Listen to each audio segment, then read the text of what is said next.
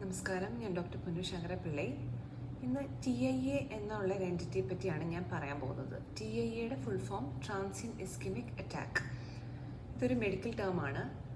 ഇതിനെ നമുക്ക് പൊതുവായിട്ട് സ്ട്രോക്കിന് മുന്നോടിയായിട്ട് വരുന്ന ഒരു വാർണിംഗ് സിഗ്നൽ എന്ന് വേണമെങ്കിൽ പറയാം.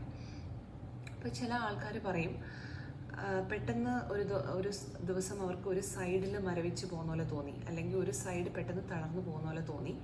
പക്ഷേ ഒരു ഫ്യൂ മിനിറ്റ്സിനുള്ളിൽ അത് ശരിയായി. അല്ലെ ഒരു അരമണിക്കൂർ നിന്നു, പെട്ടെന്ന് അവർ ഹോസ്പിറ്റലിൽ പോകണമെന്ന് വിചാരിച്ചു, പക്ഷേ അരമണിക്കൂർ കൊണ്ട് അത് മാറി, അതുകൊണ്ട് ഹോസ്പിറ്റലിൽ പോയില്ല. ഇങ്ങനെയുള്ള സിംറ്റംസ് ആയിട്ട് ചിലപ്പോൾ 1-2 ദിവസം കഴിഞ്ഞിട്ടായിരിക്കും അവർ ഹോസ്പിറ്റലിൽ വന്ന് പറയുക. അപ്പോൾ ഇതിനെയാണ് TIA എന്ന് പറയുന്നത്.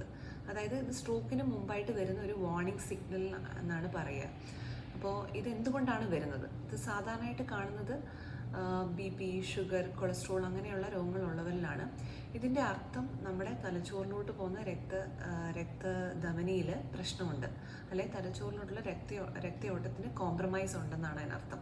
ഇതൊരു എമർജൻസി ആയിട്ട് തന്നെ കണ്ട് അഡ്മിറ്റ് ചെയ്ത് ടെസ്റ്റുകളും കാര്യങ്ങളും ചെയ്യണം. എസ്പെഷ്യലി BPയും ഷുഗറും ഉള്ളവരിലാണെങ്കിലോ, പ്രായം കൂടുതലുള്ള ആൾക്കാരിലാണെങ്കിലോ, അല്ലെങ്കിൽ ഈ സിംറ്റംസ് 1 മണിക്കൂറിൽ കൂടുതലൊക്കെ നിൽക്കുന്നുണ്ടെങ്കിലോ ഇത് തീർച്ചയായിട്ടും അഡ്മിറ്റ് ചെയ്ത് സ്കാനുകൾ ചെയ്യണം. ബ്രെയിനിൻ്റെ സ്കാൻ മാത്രമല്ല, തലയുടെ ആൻജിയോഗ്രാം എന്നുള്ള സ്കാൻ ചെയ്യേണ്ടത് അത്യാവശ്യമാണ്. കാരണം ആൻജിയോഗ്രാം എടുത്തെങ്കിൽ നമുക്ക് രക്തധമനിയുടെ പ്രശ്നങ്ങൾ മനസ്സിലാവും. സാധാരണ രക്തധമനിയിലുള്ള ബ്ലോക്കുകൾ കൊണ്ടാണ് ഈ TIA എന്നുള്ള പ്രതിഭാസം ഉണ്ടാകുന്നത്.